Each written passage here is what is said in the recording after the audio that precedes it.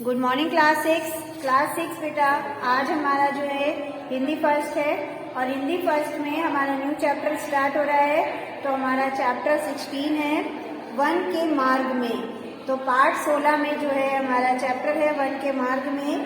इसके जो रचयिता हैं, इस चैप्टर के जो लेखक हैं, कवि हैं, वो हैं तुलसीदास जी। ठीक है, तो तुलसीदास जी जो है महाकवि गोस्वामी तुलसीदास का जन्म जो है सन 1532 1532 उत्तर प्रदेश के बांदा जिले के राजपुर गांव में हुआ था।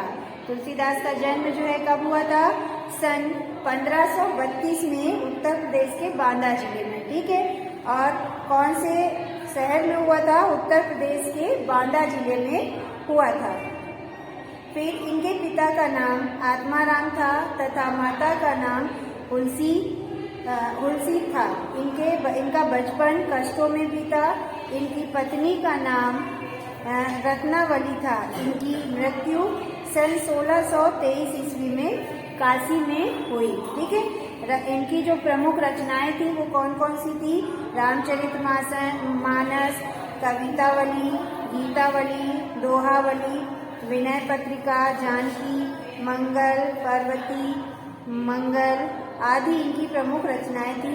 रामचरितमानस जो है इनका सबसे बड़ा और सर्वश्रेष्ठ महाकाव्य है। जो रामचरितमानस है ये इनका सबसे बड़ा और सर्वश्रेष्ठ महाकाव्य है। और तुलसीदास जी की भाषा अवधी तथा ब्रज है। रामचरितमानस में अवधी भाषा में लिखा गया है।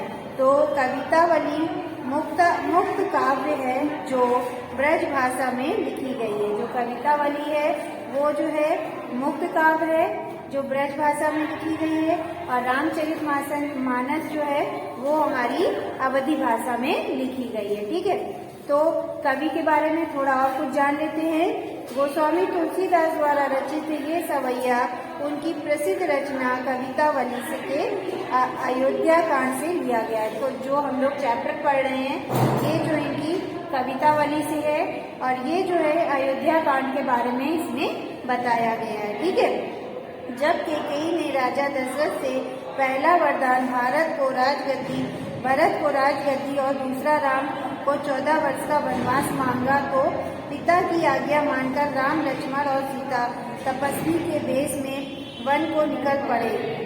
वन मार्ग में उन्हें क्या क्या परेशानियां आती हैं, कवि ने इसका जो वर्णन किया है वह हृदय को छू लेने के समान है।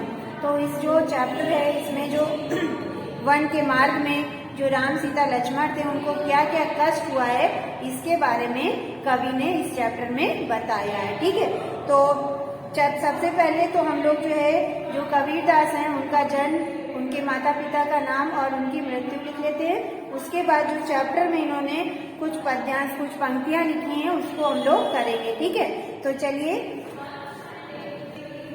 तो देखिए बेटा कवि के विषय में कुछ बातें हम लोग ने ब्लैक बोर्ड पे लिखी है। कवि का नाम, ये आपको ब्लैक पेन से लिखना है। कवि का नाम तुलसीदास जी और कवि का जन्म सन 1532 में उत्तर प्रदेश के बांदा जिले में हुआ था। ठीक है, इनके पिता का नाम आत्माराम तथा माता का नाम हुलसी था। ठीक है, तो आगे देखिए इनकी प्रमुख रचनाएं कौन कौन सी थी और इनकी मृत्यु कब हुई। ठीक है, तो आगे देखिए इनकी कवि की प्रमुख रचनाएं कौन कौन सी थी।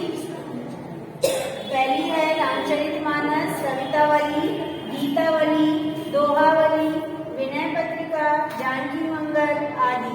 ठीक है, ऐसी बहुत सी रचनाएं हैं जिन्होंने इन्होंने लिखी हैं। ठीक है, आगे देखिए इनकी भाषा, इन्होंने 2 भाषाओं पे अपनी रचनाएं जो कविता वगैरह लिखी है इन्होंने 2 भाषाओं का यूज किया है, अवधी और ब्रज भाषा। ठीक है, इनकी जो भी रचनाएं हैं वो सब अवधी और ब्रज भाषा में है। फिर इनकी मृत्यु सन 1623 ईस्वी में काशी में हुई। तो ये था जी इनका तुलसीदास जी का जीवन परिचय। आप देखिए हमारा जो चैप्टर है इसमें इन्होंने 2 पंक्तियां लिखी है वन के मार्ग में। तो पंक्ति क्या है? पूरा ते निकस रघुवीर वधु धरी धीर दे में डग दूं, झलकी भरी भाल कनी जलकी, पुट सुखी गए मधुराध वैद, फिरी बूझती है चलनो अब केतकी पूर्ण कुटी, करहो कित है तिय तिय की लखी, आतुराता प्रिय की अखिया, अति चारू चली जल चले। तो इसमें इन्होंने जो पंक्तियां हैं इसमें इन्होंने क्या बताया है राम जी के बारे में।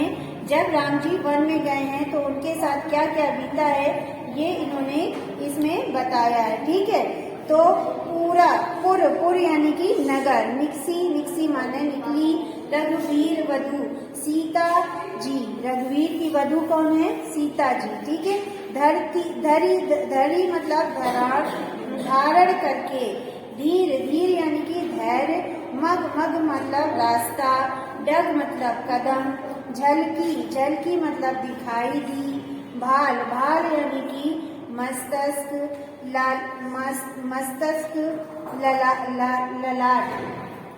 मस्तक, ललाट,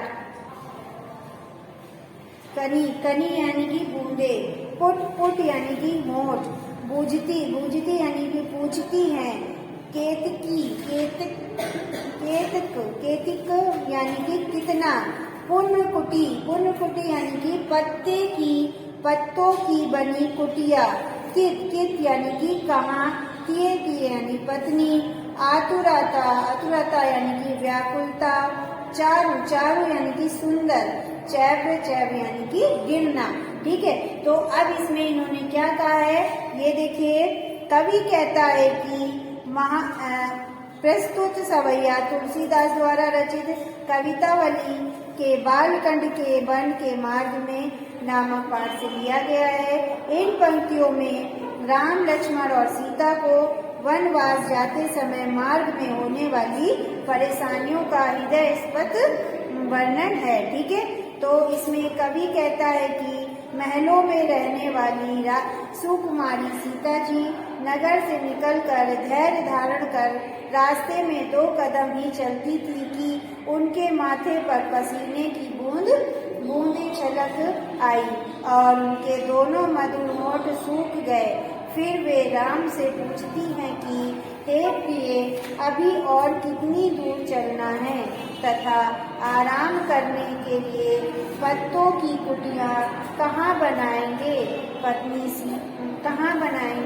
पत्नी सीता जी के यह व्याकुलता देखकर श्री राम की सुंदर आंखों से आंसू बहने लगे।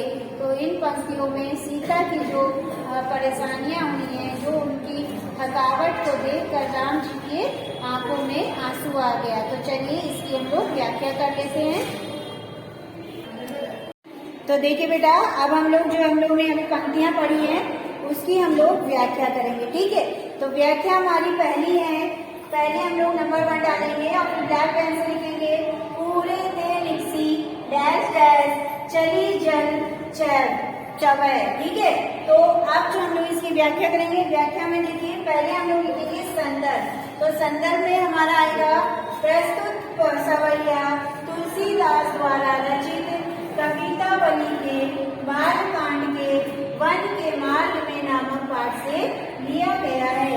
ठीक है, फिर है संदर्भ के बाद हम लोग प्रश्न लिखेंगे और प्रश्न में है हमारा इन पंक्तियों में राम, लक्ष्मण और सीता को वनवास जाते समय मार्ग में होने वाली परेशानियों के का हृदय स्पर्श वर्णन किया गया है। तो जो राम और लक्ष्मण और सीता जो वन में जा रहे हैं, इनके साथ वन में क्या क्या परेशानियां हुई हैं इसमें इसका वर्णन किया गया है। तो चलिए आगे देखिए व्याख्या इसकी। तो देखिए व्याख्या में क्या है, कवि कहता है कि महलों में रहने वाली सुकुमारी सीता जी नगर से निकलकर धैर्य धारण कर रास्ते में 2 कदम ही चली थी कि उनके माथे पर पसीने की बूंदें छलक आई और उनके दोनों मधुर होंठ सूख गए। फिर वे राम से पूछती हैं कि हे प्रिय, अभी और कितनी दूर चलना ठीक है।